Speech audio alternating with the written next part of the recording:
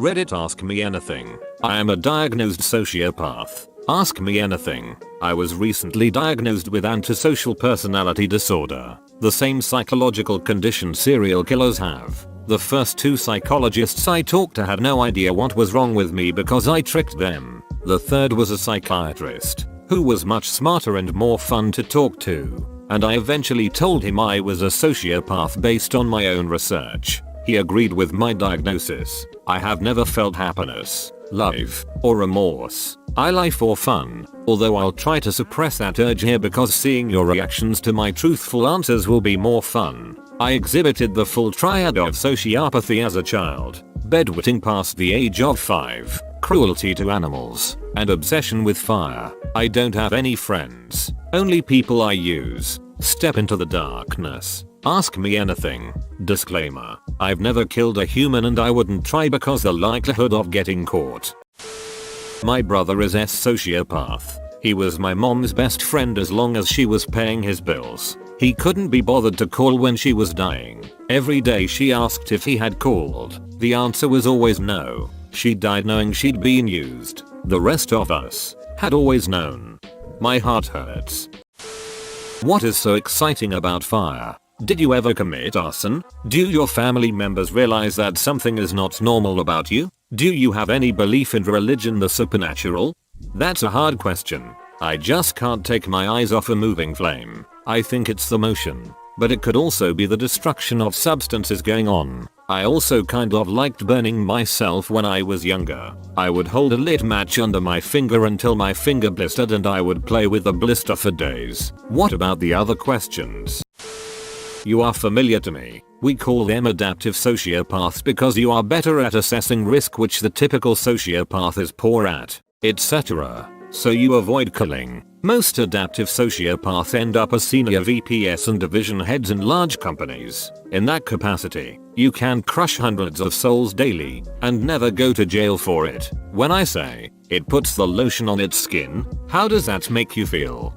I am actually starting my own company. If it takes off, I will indeed be a soul crusher. As for your question, a Silence of the Lambs joke has already been made on this thread. See my response there. I think I had the most fun writing that one and I even got a morally outraged response. : You seem to be living sociopathy as more of a lifestyle. It's weird, almost like you're proud of it.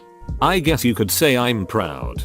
Of course you are, especially after all of this. Everyone coming to see the monster, and you playing with the emotions of people who respond to you. Other people, with their so-called empathy, are bound by their own internal rules and society's norms. You can probably have a much more dispassionate view of others' emotions, and enjoy playing them like an instrument. No such thing as bad publicity. In fact, moral outrage probably is a delicacy you cultivate and cherish, because it is one of the stronger emotional responses you're likely to receive in this setting. You also come into this openly, that is admitting you are a sociopath, but you still have all this room to filter in lies in a place where people are supposed to be free to exchange honest questions and answers.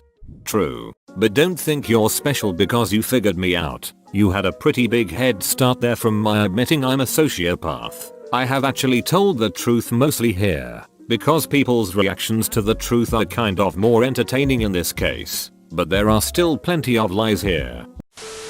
What lies did you tell the psychologists? Did you tell the psychiatrist the same lies and she saw through them?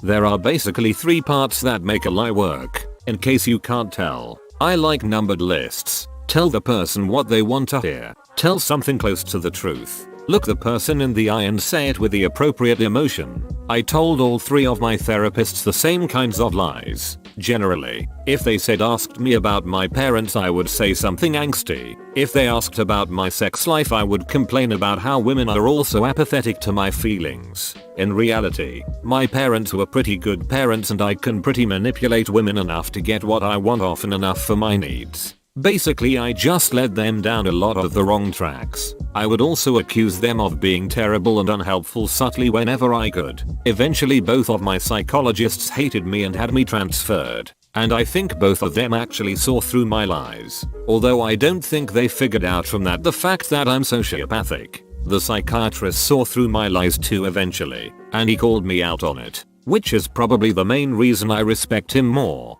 Why did you see these people, if your intent was to mislead them? Edit. I see that you answered this below, that you went to them for depression, which was bothering you. However, why did you try to mislead them if you truly wanted their help? What did you stand to benefit by lying to them?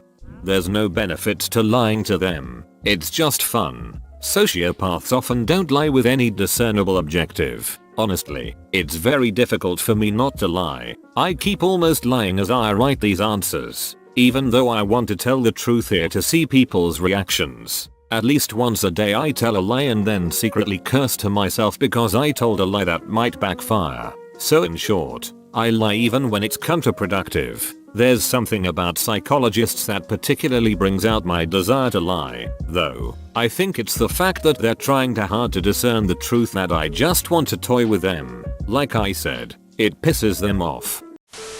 I guess I'm having a hard time understanding why someone who doesn't care about other people's feelings gets off so hard on being the focus of attention. It's paradoxical, but I'm sure there's a reasoning behind it. Because my ego is ginormous. You realize that implies that you care about your ego. Yes, actual sociopaths don't need validation. I don't need external validation, just like I don't need sex. Both are kind of nice sometimes. Though, the real reason I posted this was to get reactions out of people, which sadly didn't happen much. I'm suspecting one of my son's classmates to be a sociopath. From certain indications in how he interacts both with other kids and with adults, with his same age friends, he's being consistently manipulative, especially with kids that are less physically developed, and often resort to violence when he doesn't get his way, sometimes quite nasty, with a clear intent to cause serious damage, repeatedly smashing another kid's head in the ground, from a minor quarrel, for instance. If I'm correct, and this kid is indeed a sociopath, what would the best advice to give to my own kid? Stay away from him as good as you can, even if he seems to want to make friends with you. Also, would there be any point to hint about it to his parents that the kid might have a psychological disorder? As it is now, it seems like they think he's just having a little difficulty growing up. He's somewhere between 8 and 9 years old. Asking a sociopath for advice? Interesting choice. He certainly sounds sociopathic. Probably staying away from him is a good idea. Legally, sociopathy can't be diagnosed in minors. Parents tend to get beachy if you criticize their kids, so I don't think that's a productive route. Maybe talk to the school counselor instead. How not to piss off guys like you.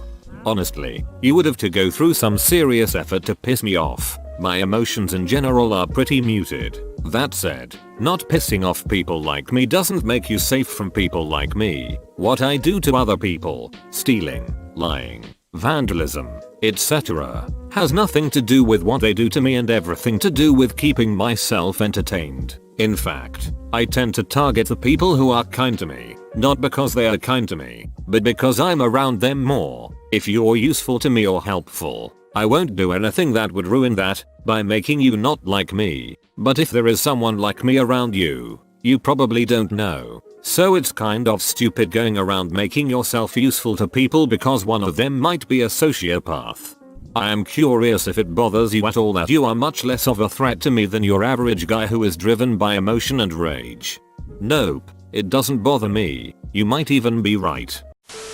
I'm curious. I had the wetting the bed after 5, the obsession with fire, and the cruelty to animals, but it wasn't like killing them, but just being an overall beach to them when I was a kid. I used to lie constantly and didn't really show any emotion. I was very apathetic. But all of these things have since dissolved. My biological grandma was a sociopath. The burning down houses killing people kind. So did all of that make me some sort of childhood sociopath? Do people grow out of it without medication or therapy? I've never heard of such a thing. It's possible you inherited the genetics for sociopathy, but without the proper influences they never developed into sociopathy. Are there people around you who would consider you to be their friend because of the way you fake it?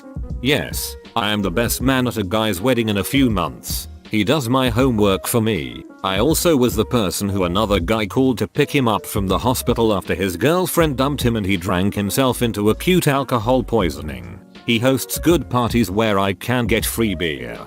I think it's interesting how you qualify all of your relationships you just described by indicating how you have used them in the past, the homework and free beer. How do you define friendship? Is it all just in terms of how useful people are to you?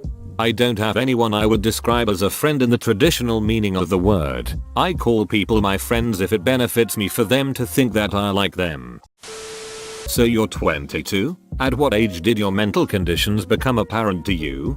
Yes. How did you know? I don't think I posted my age. At around 15. That was when I started to really like cutting off blood flow, which was obviously ducked up, and I was finally self-critical enough to realize I wasn't sure until I took a psychology class at age 18, though. That set me on the right research path, and from there I did a bunch of research and figured out exactly what I had. Considering that you don't seem to feel the same amount type of emotions that other people feel, do other people often appear hypocritical to you? Yes, almost constantly. Do you have trouble with sarcasm? Yes, often. You can't pick up on inflection? Odd. I'm also bad at detecting sarcasm on the internet. How would you define the concept of justice? I don't really understand what that word means in a personal sense, but I can understand how it works in society and act based on that. Justice in society tends to have three parts that I can see: safety, getting dangerous people off the streets, undoing damages, returning stolen property, suing someone for damages, etc. Punishment. The first two I understand, but I don't really understand punishment. It doesn't deter crimes or reduce recidivism. It seems like it's just a form of revenge, and society as a whole seems to frown on revenge. Have you ever taken the sociopath test? So, a girl goes to her brother's funeral, and during the reception she meets the most incredible guy. She's really into him. They talk the whole day, but when it's time to leave, they lose each other in the shuffle of people and she never gets his number. She tries to find this guy, but to no avail. He's gone. 3 weeks later she kills her sister. Why? I have never taken a sociopath test. She killed her sister in the hope that the guy will show up to her sister's funeral too. I think you aced the test. It didn't even occur to me. I was looking for some kind of trick in the question, but it's glaringly obvious. To a sociopath. It sure beats Craigslist's missed connections. I'm stealing that line if I ever write about a sociopath. Bedwetting past the age of 5. At what age did you learn not to, or do you still have this problem? Also, do you lie and cheat out of spite for others or sheer apathy of their feelings? I did stop bedwetting at the age of 7. My parents got a wetness alarm that went off when I wet myself, and I wore it to bed. After a few weeks of waking up in the middle of the night to an annoying beeping and a comforting warmth, I stopped bedwetting. I lie and cheat out of spite for others and or sheer apathy. It's a little of both. You've got a little boy. He shows you his butterfly collection plus the killing jar. What do? Give him $1 and tell him to leave daddy alone. It sounds like for you interaction with others is similar to what many of us do in video games. Who cares about the computer generated characters except for their usefulness to the player? So would it be correct to state your feelings towards other people are similar to those towards computer generated characters, except that the latter are probably a lot more simplistic and thus boring? That's spot on. True or false? You have posted in this thread with your other, regular, Reddited. False. I considered it and may still do it. Are lolcuts funny to you? Occasionally, but not because they are cute. The punchline has to be good. Oh my god, I'm a sociopath.